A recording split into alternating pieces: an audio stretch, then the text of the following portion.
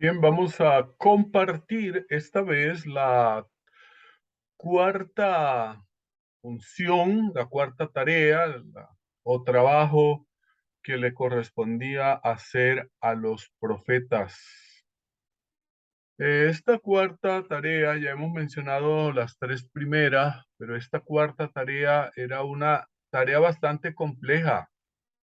Es una tarea de reprender el pecado de las personas, y no solo de las personas, sino del pueblo de Dios.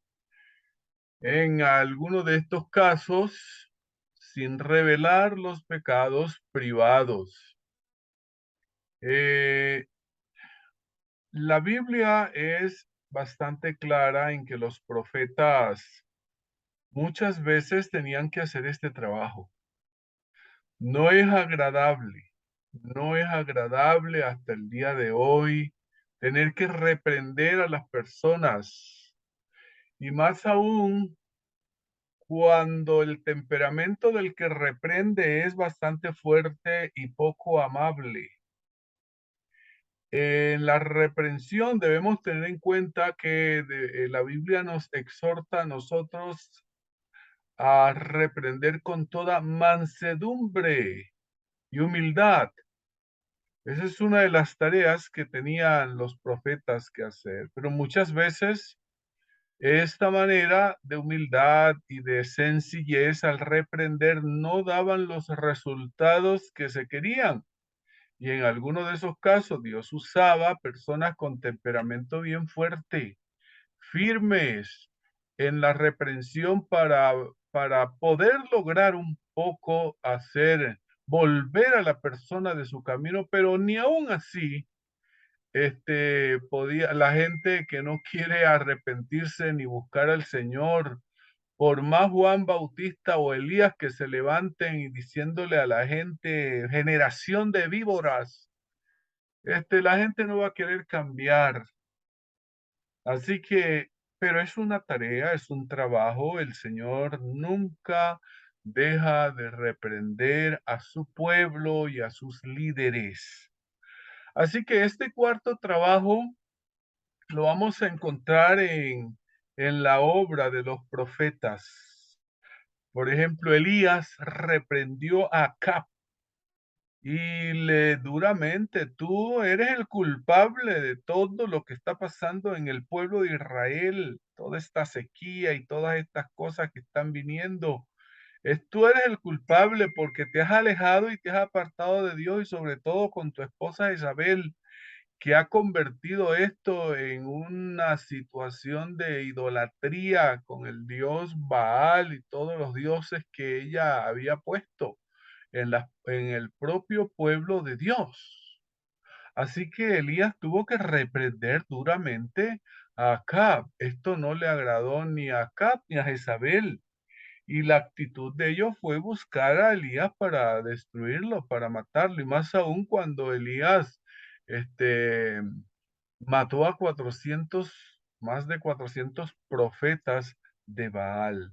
¿Encontramos algún otro ejemplo de personajes en la Biblia que reprendieron? El caso de Samuel. Samuel reprende a Elí y a los hijos de Elí, claro, por orden de Dios. Es que el profeta es el que en sí es solo un instrumento, quien está reprendiendo es Dios. Solo que a veces la persona que recibe la reprensión, como ve a una persona, a veces no quiere obedecer. Entonces ahí encontramos a Samuel siendo objeto, él va a reprender a los hijos de Elí.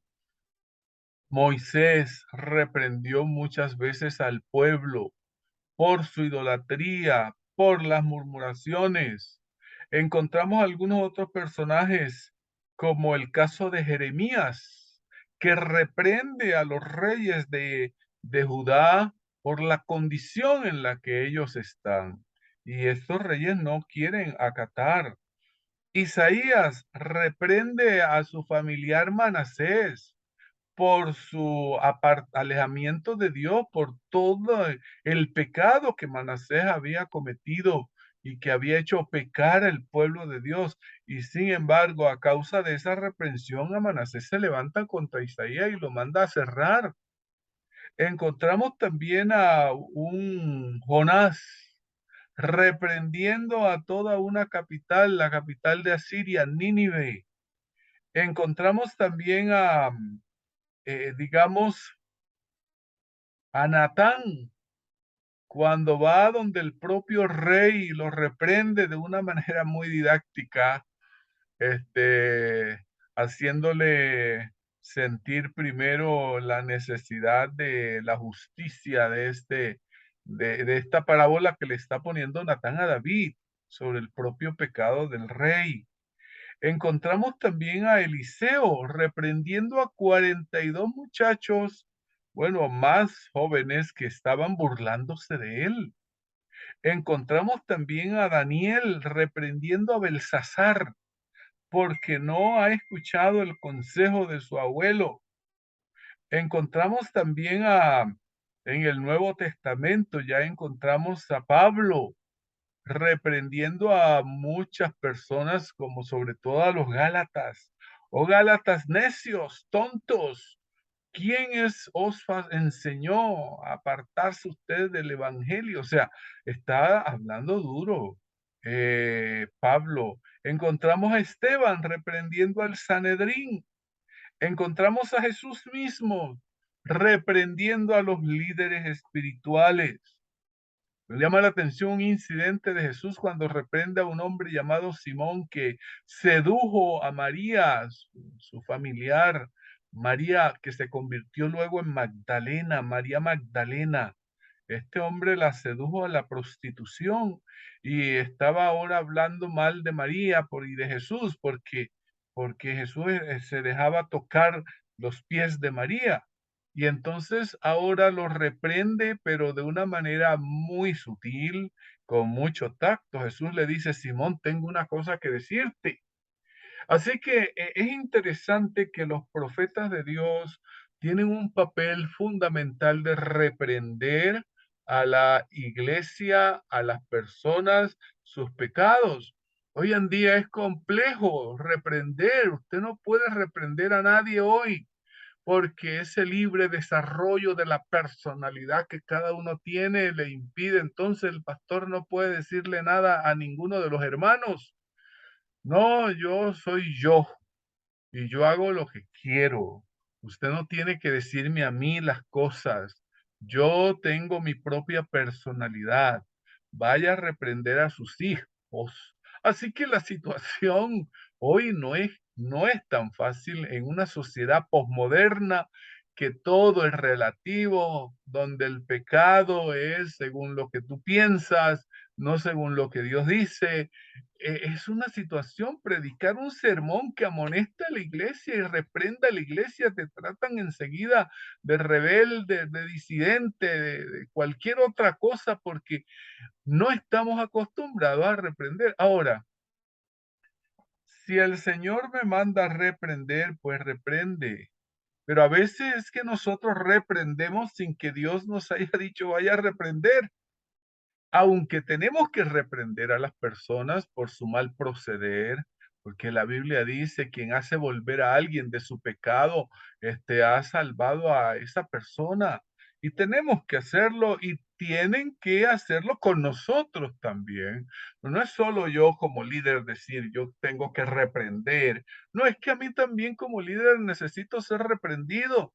Todos necesitamos reprender y ser reprendidos. Entonces, esta es una situación que todos necesitamos entender. Una vez Juan reprendió por allá a alguien que no debía reprender. A veces ocurre, usted no reprenda si el Señor no le coloca en su mente, repréndelo, pero Juan vio por allá a alguien que estaba haciendo milagro y como no era de la rosca de él ni del grupo de él, lo reprendió. Mira, usted por favor, no haga eso. Usted no nos sigue ni está. Y llega donde Jesús, como haciéndose el importante, ¿no? Señor, por allá vi un hombre que estaba haciendo milagros y echando demonios usando tu nombre y yo lo reprendí. Y el Señor le dice, ¿por qué lo reprendes? El que no es conmigo, contra mí es, y el que conmigo no recoge, desparrama. A veces no tenemos que reprender a la gente, déjela.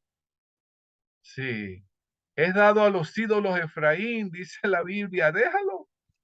Pues porque ya se le ha amonestado, ya se le ha dicho, conoce y sabe, pues entonces que coseche las consecuencias de su propio error. Es una situación que a veces ya nos toca dejar que coseche los resultados y él mismo aprenda de sus propios errores. Así que la situación de reprender el trabajo de un profeta no es tan fácil. Ahora, Lutero reprendió también al papado. ¿Quién podrá lidiar contra ese poder? Pero Lutero se levantó y el pueblo de Dios del último tiempo, el remanente, tiene que reprender también a Babilonia y a advertirle al mundo que ha caído y que si alguno adora a la bestia a su imagen, esa es una obra de reprensión que el pueblo remanente tiene que darle al mundo hoy, aunque no seamos profetas ni hijos de profeta. Así que encontramos a Elena White, hizo ella esta función de reprender. Ella sí, el Señor le mostró muchas veces los condición de su pueblo.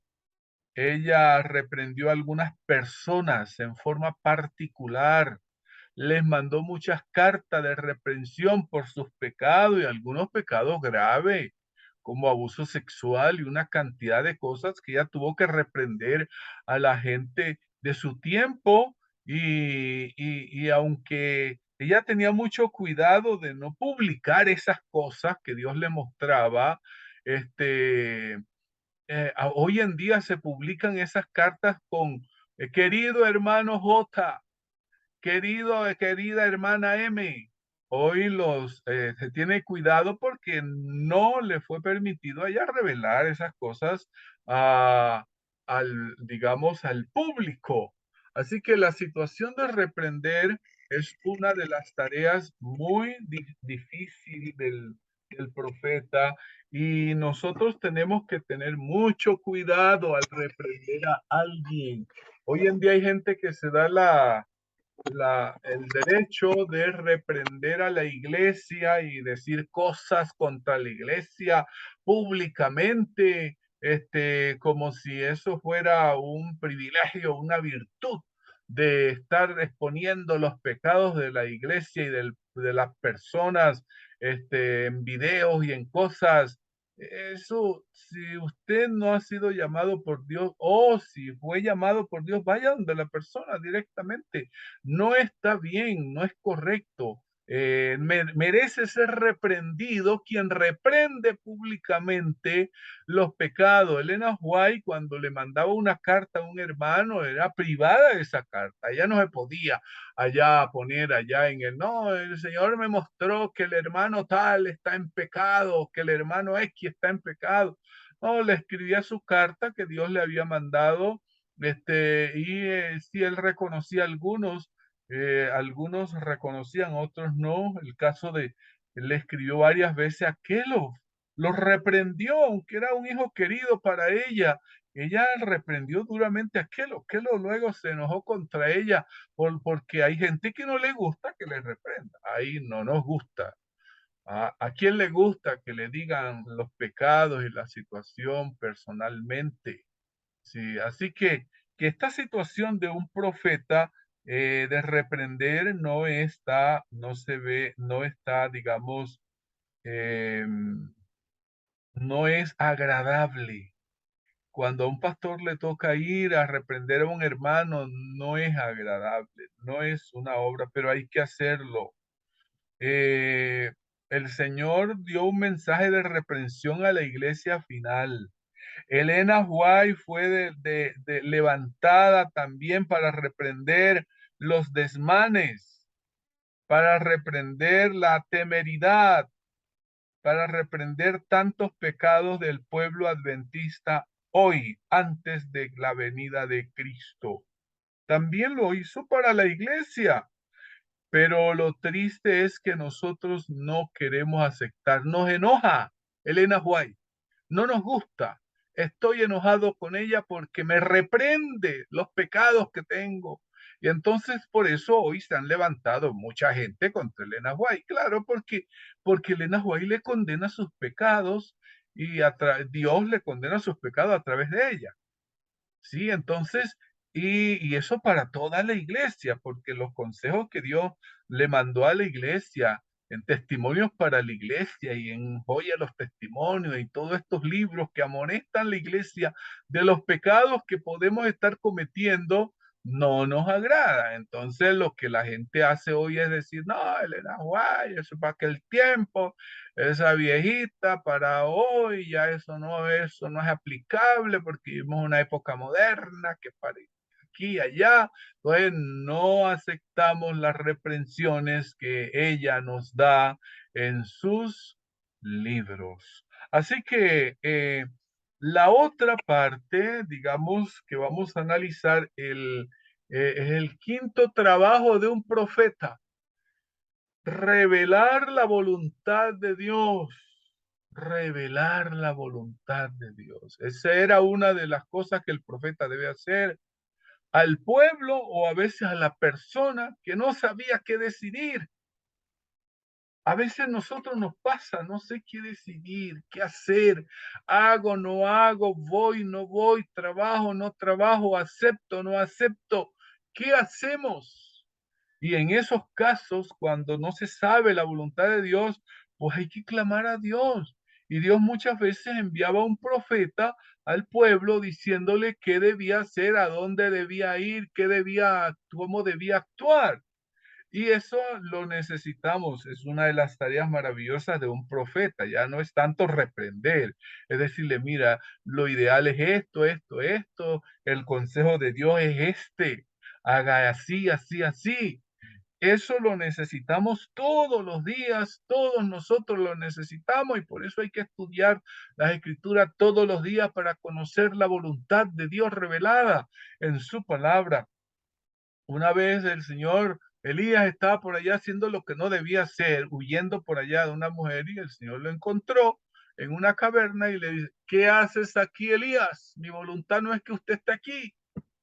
¿Qué haces aquí, Elías? Encontramos también a Eliseo, que un día fue por allá a visitar el internado de los teólogos de ese tiempo, que lo llamaban los hijos de los profetas, y le dice, mire, necesitamos aquí un cuarto, ampliar un poco más. Bueno, vamos, consíganse una hacha y busquemos y trabajemos porque Dios quiere que ampliemos este lugar donde vienen a prepararse los que van a ser líderes del pueblo de Dios. Así que el Señor le muestra a Eliseo qué debe hacer.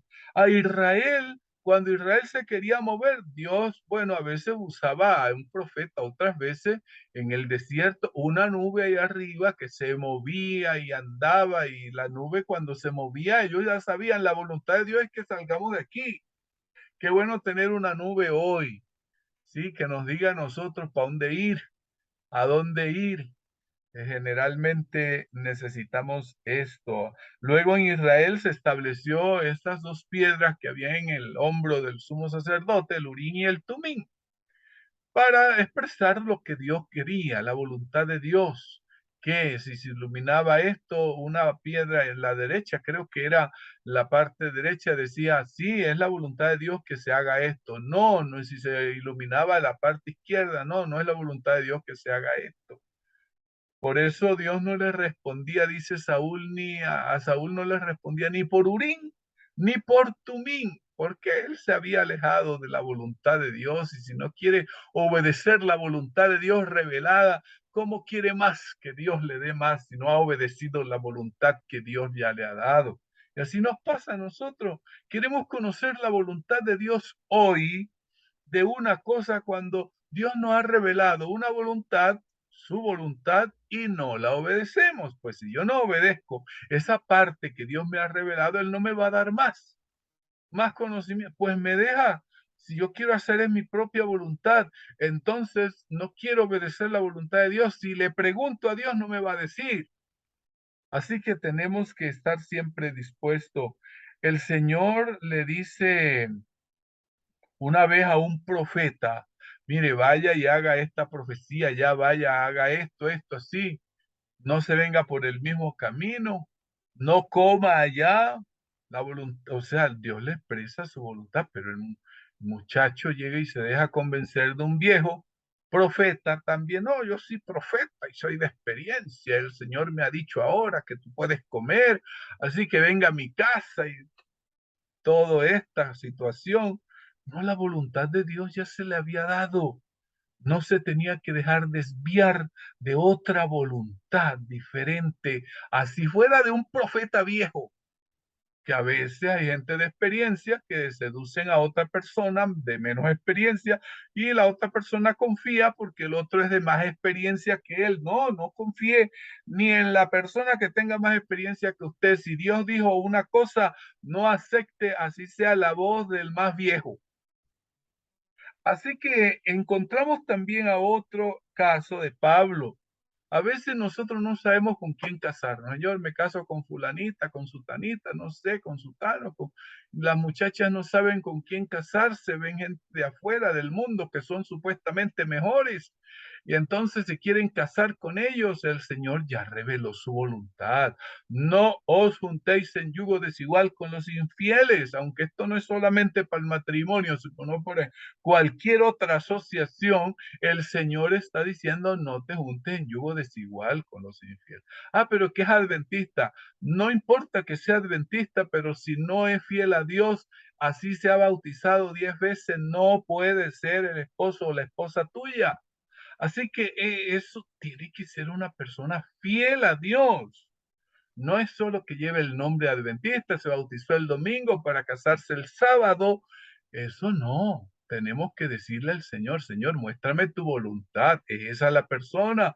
Así sea adventista o no sea adventista, así sea de la iglesia o no sea de la iglesia. Tengo que conocer su carácter, no tanto que pertenezca o no a la iglesia. Así que, bueno, hay tantas otras demostraciones bíblicas de que el profeta tenía que hacer este trabajo de revelarle al pueblo la voluntad de Dios.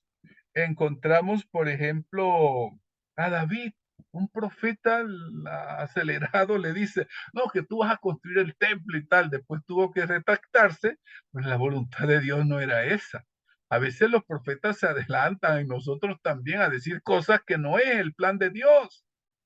Entonces, Dios le dijo, mira, David, tú no lo vas a hacer. La voluntad mía no es que tú lo hagas, lo vas porque tú has derramado mucha sangre. A veces yo me pregunto por qué no podía derramarlo luego, él no estaba matando a la gente, haciendo así la voluntad de Dios. Y ahora Dios le dice, no, tú derramaste mucha sangre. Es probable que no podría ser que David haya hecho las cosas que Dios le haya dicho, o mucha gente inocente murió en esas batallas. Así que según la voluntad de Dios era Salomón el que debía construir el templo. Y bueno, nosotros encontramos a Jesús, que es la mayor revelación de la voluntad de Dios. Y Jesús, más que un profeta, es el redentor, es Dios mismo. Encontramos también ahora a Elena White. Elena White cumplió esto de darle a su pueblo, al pueblo de Dios, para el tiempo del fin, la expresión de su voluntad. Claro, si queremos conocer la voluntad de Dios para el pueblo remanente, veamos la Biblia y luego lo que Dios les reveló a su profeta para el tiempo del fin.